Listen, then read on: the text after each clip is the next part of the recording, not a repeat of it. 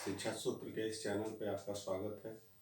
अभी भारतीय संविधान और शासन व्यवस्था से जुड़ी हुई चैप्टर को कवर कर रहे हैं। तो इसी संबंध में इसी कड़ी में हमारा जो आज का वीडियो है यह भारतीय संविधान के भाग 2 पर है। भारतीय संविधान के भाग 2 में नागरिकता का प्रावधान है और इसमें अनुच्छेद 5 से लेकर 11 तक इसमें बतलाया गया है कि नागरिकता का क्या आधार होगा और इसको क्या क्या प्रावधान होंगे। तो चलिए शुरू करते हैं। तो अनुच्छेद 5 यह बतलाता है कि भारतीय नागरिक कौन होंगे।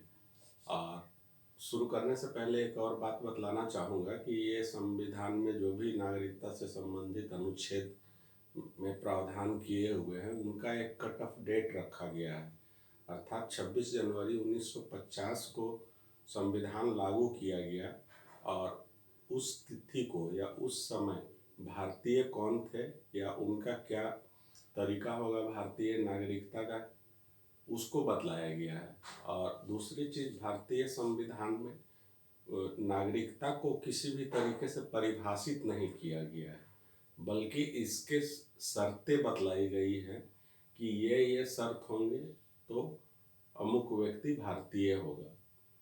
तो पहली बात है कि वो परिभाषा नहीं दी गई है और दूसरी बात एक कट ऑफ डेट संविधान के लागू होने की तिथि से माना गया है। तो शुरू करते हैं। अनुच्छेद 5। अनुच्छेद 5 में यह बतलाया गया है कि वह व्यक्ति भारतीय नागरिक होगा जिसका जन्म 26 जनवरी 1950 के वक्त भारत में हुआ, अर्थात भारत में निवास करने वाला वैसा व्यक्ति जिसका जन्म भारत में हुआ हो। दूसरा कंडीशन क्या था कि जिसके माता पिता का जन्म यहाँ हुआ हो। और तीसरा कंडीशन था कि जो 5 वर्ष पहले से भारत में रह रहा हो, अर्थात 26 जनवरी 1950 से 5 साल पहले से भारत में रह रहा हो। तो इन 3 शर्तों में से एक भी शर्त अगर कोई व्यक्ति पूरा करता हो तो वह भारत का नागरिक माना जाएगा। ठीक है, 3 शर्तें, 3 में से कोई भी एक पूरी होनी चाहिए। या खुद का जन्म भारत में हुआ हो, माता पिता का जन्म भारत में हुआ हो, या 26 जनवरी 1950 से 5 साल पहले से भारत में रह रहा हो। अब आते हैं अनुच्छेद 6 में। इसमें प्रावधान किया गया है पाकिस्तान से भारत आने वाले लोगों की नागरिकता का। देश का विभाजन हुआ, दोनों ओर के लोग, भारत के लोग भी पाकिस्तान गए, पाकिस्तान से भारत आए। तो इसके लिए एक कट ऑफ डेट बनाया गया था। इस कट ऑफ डेट को रखने का कारण था कि इस डेट से प्रभावी हुआ था कि लोग एक दूसरे के यहाँ भारत से जो पाकिस्तान जाना चाहते हों और पाकिस्तान से भारत आना चाहते हों तो दोनों सरकारों के द्वारा यह डेट तय किया गया था। यह तिथि थी 19 जुलाई 1948। इसमें 2 शर्त बतलाई गई है। पहला शर्त था कि 19 जुलाई 1948 से पहले जो ऑलरेडी भारत आ चुके हैं वे भारत के नागरिक होंगे, अर्थात पाकिस्तान से जो भारत आ चुके थे इस तिथि से पहले वो भारत के नागरिक होंगे। दूसरे वो लोग होंगे कि उस तिथि के बाद भारत आए हों, तो वैसे लोगों के लिए एक शर्त रखी गई थी कि उनका रजिस्ट्रेशन करवाया जाएगा और रजिस्ट्रेशन करवाने के लिए सक्षम पदाधिकारी की नियुक्ति की गई थी।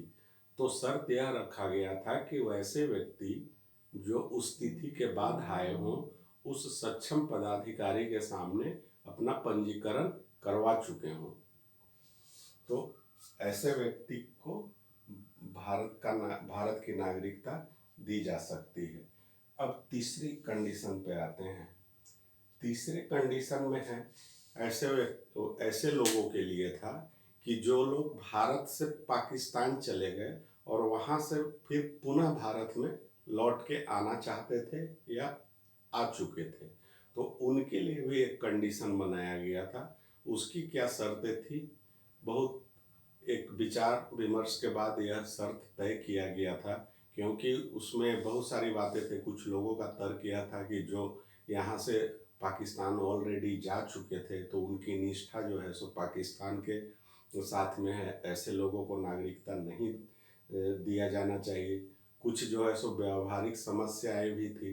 बहुत लोग ऐसे थे कि अब वो जाना तो चाहते थे, परंतु यहाँ पे उनकी संपत्ति या घर मकान संपत्ति सारा कुछ यहाँ पड़ा हुआ था, तो वो जा नहीं पाए। तो वैसे भी डर के, उस समय एक डर का माहौल बना हुआ था, उस डर की वजह से वो वहाँ सुरक्षा की भावना को लेकर वो पाकिस्तान चले गए, परंतु वैसे लोग आना चाहते थे। तो ये सब कुछ व्यवहारिक दिक्कतें हुई थी। तो इन दिक्कतों को समाप्त करने के लिए यह 7वें अनुच्छेद का प्रावधान किया गया था। तो इसमें कंडीशन रखा गया था कि एक इसमें भी कट ऑफ डेट दिया हुआ था कि 1 अगस्त 1947 के बाद कोई अगर लौट रहा है भारत तो उसके लिए क्या होगा। तो उसके लिए कंडीशन ज़्यादा कुछ नहीं था। पिछले अनुच्छेद मतलब 6 में जो कंडीशन रखा गया था रजिस्ट्रेशन वाला, उसी कंडीशन को यहाँ भी लागू किया गया। उसमें सिर्फ एक अतिरिक्त पॉइंट यह जोड़ा गया कि वैसे व्यक्ति भारत में आने के बाद 6 महीना कम से कम रहेंगे, उसके बाद ही वो पंजीकरण के लिए आवेदन दे सकते हैं। ऐसा आवेदक भारत में कम से कम 6 महीना रह चुका हो, मतलब 1 अगस्त 1947 के बाद आया हो और कम से कम 6 महीना भारत में रह चुका हो, उसके बाद वो रजिस्ट्रेशन के लिए किसी सक्षम अधिकारी के पास आवेदन देगा। तो रजिस्ट्रेशन होने के बाद वैसे नागरिकों को भारतीय नागरिकता दिया जाना था। अब आते हैं अनुच्छेद 8 पे। अनुच्छेद 8 यह वैसे लोगों के लिए भारतीय नागरिकता का प्रावधान था जो विदेशों में रह रहे थे परंतु भारतीय नहीं थे।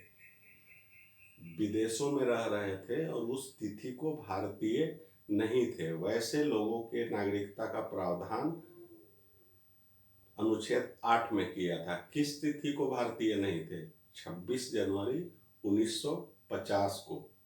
तो ऐसे लोगों के लिए प्रावधान बनाया गया था कि या शर्तें जो रखी गई थी कि वैसे व्यक्तियों का जन्म भारत में हुआ हो या उनके माता पिता या दादा दादी या नाना नानी, इन सब में से किसी एक का जन्म भारत में हुआ हो।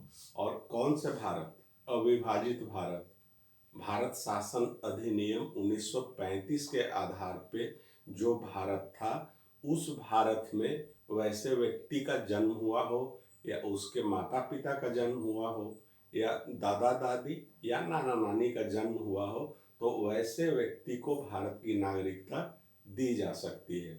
इसके लिए जो शर्त रखी गई थी वह यह था कि वैसे व्यक्ति जिस विदेशी देश में रह रहे हैं वहाँ के भारतीय कॉन्सुलेट, भारतीय राजनयिक परिषद में अपना एक रजिस्ट्रेशन करवाएंगे, आवेदन देंगे रजिस्ट्रेशन के लिए। और वह रजिस्ट्रेशन अगर स्वीकार कर लिया गया हो, आवेदन स्वीकार कर लिया गया हो, तो उन्हें भारतीय नागरिक माना जाएगा। तो 8वां अनुच्छेद समझता हूँ कि आपको समझ में आया होगा। वैसे भारतीयों के लिए जो बाहर रह रहे थे, एक तरीके का उसको NRI आज की तरह का को भारतीय मूल के नागरिक उनको कह सकते हैं या अप्रवासी।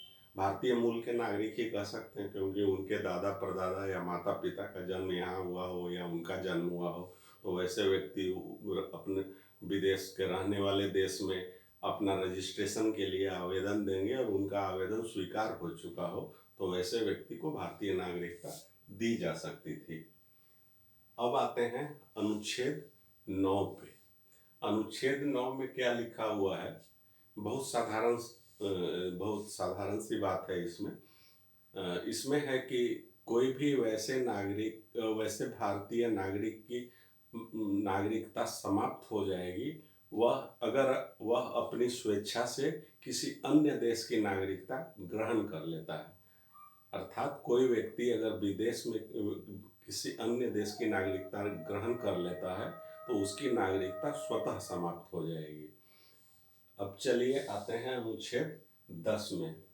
इसमें प्रावधान किया गया है कि किसी भी व्यक्ति की नागरिकता को सिर्फ भारतीय संसद के द्वारा बनाए गए कानून के आधार पे ही उसकी नागरिकता से वंचित किया जा सकता है, अन्य किसी आधार पर नहीं किया जा सकता। अर्थात भारतीय संसद के द्वारा जो बनाए हुए कानून है उसके प्रावधानों के अनुसार ही किसी की नागरिकता छीनी जा सकती है, अन्य किसी आधार या अन्य किसी कानून के आधार पे उसकी नागरिकता नहीं छीनी जा सकती। अब आते हैं अनुच्छेद 11 पर। इस अनुच्छेद में भारतीय संसद को यह शक्ति दी गई है कि वह नागरिकता से संबंधित किसी भी तरीके का कानून बना सकती है। किसी भी तरीके का कानून बनाने से मतलब है भारतीय नागरिकता किस तरीके से ग्रहण की जा सकती है, भारतीय नागरिकता का किस तरीके से परित्याग हो सकता है, या भारतीय सरकार अगर चाहे तो किस प्रकार किसी नागरिक के नागरिकता से वंचित कर सकती है या उसकी नागरिकता को छीन सकती है, इसका प्रावधान है। तो उम्मीद करते हैं ये जो संविधान में प्रावधान थे नागरिकता से उन सारी बिंदुओं का हमने चर्चा कर लिया। अब हम आते हैं कुछ अन्य बातों पे। एक लक्ष्मी मल सिंघवी समिति बनाई गई थी 2000 में। इस समिति को जिम्मेवारी सौंपी गई थी कि विदेशों में जो भारतीय रह रहे हैं उसमें एनआरआई अप्रवासी भारतीय या भारतीय मूल के जो लोग रह रहे हैं उनसे संबंधित कुछ सुझाव देने को कहा गया था कि उन्हें किस प्रकार की सहूलियतें भारत में दी जा सकती है। और इसके पीछे का कारण आर्थिक था। भारत चाहते थे कि भारतीय जो विदेश में रह रहे हैं, जो बड़े उद्योगपति हैं, जो यहाँ पे कारोबार में पैसा लगाना चाहते हैं, तो वैसे लोगों को कुछ सहूलियत दिया जाए। तो उसी आधार पे एक लक्ष्मी मल सिंघवी समिति बनाई गई थी और उसने उस समिति ने कुछ सिफारिशें दी थी, जिसमें से कुछ सिफारिशें मान भी ली गई थी। तो उसमें एक जो सिफारिश था वह था प्रवासी भारतीय दिवस मनाने का। तो यह प्रवासी भारतीय दिवस जो मनाने का था, इस समिति ने सुझाव दिया था कि 9 जनवरी को, हर साल के 9 जनवरी को प्रवासी भारतीय दिवस मनाया जाना चाहिए। 9 जनवरी को चुनने का कारण यह था कि 9 जनवरी 1915 को महात्मा गांधी साउथ अफ्रीका से वापस भारत लौटे थे, तो इसलिए इस तिथि का चुनाव किया गया था। दूसरा, इन्हीं के सुझाव पे एक 1955 का जो नागरिकता अधिनियम था उसमें सुधार करते हुए 2003 में भारतीय मूल के लोग जो बाहर विदेशों में रह रहे थे उनको विदेशी भारतीय का दर्जा देने की बात हुई थी और उन्हें दिया गया उस अधिनियम के तहत सुधार करते हुए 2003 में। तो ऐसे 16 देशों में रहने वाले भारतीयों को विदेशी भारतीय का दर्जा दिया गया था। इन 16 देशों में 2 देश छोड़ दिए गए थे, अर्थात पाकिस्तान और बांग्लादेश के नहीं होने चाहिए थे। तो इन देशों को छोड़कर बाकी के 16 जो देश थे वहाँ के लिए विदेशी भारतीय का दर्जा दिया गया। अब आते हैं एनआरआई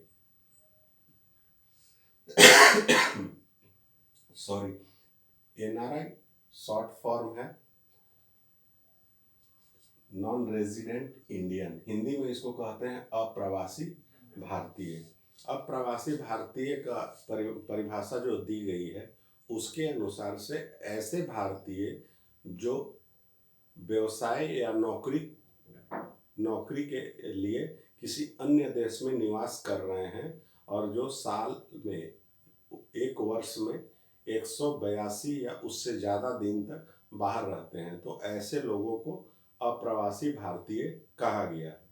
इसमें वे लोग भी आते हैं जो भारत सरकार के द्वारा यूएन में अर्थात संयुक्त राष्ट्र संघ में नियुक्त किए जाते हैं या अन्य किसी देश में भारत सरकार द्वारा नियुक्त किए जाते हैं, तो उस श्रेणी में वैसे लोग भी आते हैं, उनको एनआरआई कहा जाता है।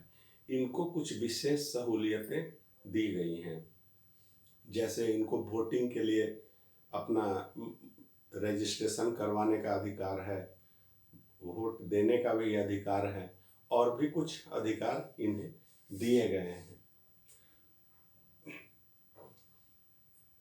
अब आते हैं POI, person of Indian origin, भारतीय मूल के नागरिक। भारतीय मूल के नागरिक उन्हें कहा जाता है जिनका जन्म भारत में हुआ हो, परंतु वर्तमान में वो विदेश चले गए।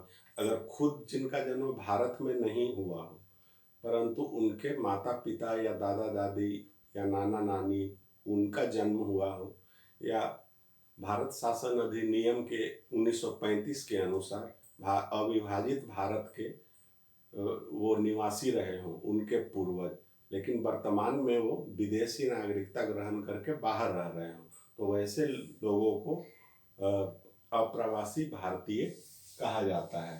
तो इनके संबंध में जो कुछ छूट दी गई है, एक पीआईओ कार्ड इन्हें दिया जाता है। इस पीआईओ कार्ड का जिन्हें दिया गया है उनको यह सुविधा दी गई है कि वो 15 साल तक बिना वीज़ा के भारत में यात्रा कर सकते हैं। साथ ही उन्हें यह 15 साल के लिए दिया गया है, और दूसरा जो है वह कुछ उन्हें आर्थिक सहूलियतें दी गई हैं। 3 प्रकार की सुविधाएं दी गई हैं, वो है आर्थिक, वित्तीय और शैक्षणिक। तो इन सब क्षेत्रों में उन्हें भारत में सुविधा दी गई है, लेकिन साथ में एक रेस्ट्रिक्शन लगाया गया है कि ऐसे लोगों को भारत में कृषि योग्य जमीन खरीदने की छूट नहीं होगी। तो दोस्तों, उम्मीद करते हैं कि आज का ये वीडियो आपको पसंद आया होगा। एक बार और रिवीजन कर लेते हैं। संविधान में नागरिकता की परिभाषा नहीं दी गई है। अनुच्छेद 5 के अनुसार 26 जनवरी 1950 को एक कट ऑफ डेट रखा गया। इसके अनुसार 3 शर्तों में से कोई भी एक शर्त पूरा करता हो तो वह भारत का नागरिक हो, अर्थात खुद का जन्म या माता पिता का जन्म, या इस तिथि से 5 वर्ष पहले से भारत में रहो। दूसरा, पाकिस्तान से आने वाले लोगों के लिए नागरिकता का प्रावधान था। इसमें एक कट ऑफ डेट रखा गया कि 19 जुलाई 1948 से पहले जो भारत आ गए उनको नागरिकता मिल जाएगी खुद ब खुद। परंतु 19 जुलाई 1948 के बाद जो आए वैसे लोगों के लिए रजिस्ट्रेशन का प्रावधान था सक्षम पदाधिकारी के पास। अब जो भारत से पाकिस्तान गए और वापस यहाँ आना चाहते थे तो वैसे लोगों के लिए प्रावधान था। उसके लिए कट ऑफ डेट रखा गया 1 अगस्त 1947। इस तिथि के बाद जो आए ऐसे लोगों को कम से कम भारत में 6 महीना रहने के बाद पंजीकरण या रजिस्ट्रेशन का प्रावधान किया गया था कि रजिस्ट्रेशन करवाने के बाद वो भारतीय नागरिकता उन्हें दी जा सकती है। तीसरी श्रेणी में वैसे लोग थे जो 26 जनवरी 1950 की तिथि को वो विदेशों में रह रहे थे और वह भारतीय नागरिक नहीं थे, तो वैसे लोगों के लिए यहाँ की नागरिकता का प्रावधान किया गया था कि अविभाजित भारत में वो उनके माता पिता, दादा दादी, नाना नानी नागरिक रहे हों, और वैसे लोग वहाँ के भारतीय दूतावास में अपने नागरिकता का आवेदन और रजिस्ट्रेशन के लिए आवेदन दिए हों और वो स्वीकार हो चुका हो, तो वैसे लोगों को भारतीय अनुच्छेद 9 के अनुसार अगर कोई भारतीय नागरिक किसी दूसरे देश की नागरिकता ग्रहण कर ले तो उसकी नागरिकता समाप्त हो जाती है। अनुच्छेद 10 के अनुसार भारतीय संसद द्वारा बनाए गए कानून के आधार पर ही किसी की नागरिकता छीनी जा सकती है। अनुच्छेद 11 के अनुसार संसद को यह शक्ति दी गई है कि वह नागरिकता से संबंधित कोई भी कानून बना सकता है। अब एक लक्ष्मीमल सिंह इसकी समिति, इसके आधार पर प्रवासी भारतीय दिवस 9 जनवरी को मनाया जाता है और विदेशी भारतीय का एक दर्जा दिया गया 16 देशों में रहने वाले लोगों को। एनआरआई की परिभाषा 182 से ज़्यादा दिन वह विदेशों में रह रहे हों नौकरी या व्यवसाय के लिए, वैसे लोग एनआरआई है। दूसरे हैं भारतीय मूल के नागरिक, तो इनको भी 1935 के भारत शासन अधिनियम के अनुसार से उनके पूर्वज भारत के नागरिक रहे हों तो ऐसे लोगों को एक PIO कार्ड देने की सुविधा दी गई, जिन्हें 15 वर्ष के लिए बिना वीज़ा के आधार पर वो भारत की यात्रा कर सकते थे। उम्मीद करते हैं दोस्तों ये वीडियो आपको पसंद आया होगा। अगर पसंद आया हो तो लाइक ज़रूर करेंगे, साथ ही इस चैनल को सब्सक्राइब कर लेंगे और नोटिफिकेशन की घंटी भी बजा देंगे। धन्यवाद दोस्तों। अगले वीडियो में हम लोग चर्चा करेंगे इसी नागरिकता से संबंधित ही, क्योंकि नागरिकता का चैप्टर अभी थोड़ा ज़्यादा महत्वपूर्ण हो गया है। जो CAA का एक्ट आया है उससे संबंधित, तो उसकी चर्चा आवश्यक है। तो अगले वीडियो में चर्चा करेंगे भारतीय नागरिकता अधिनियम 1955 और उसके बाद के आए हुए नागरिकता संबंधी कानून के बारे में। तो धन्यवाद दोस्तों।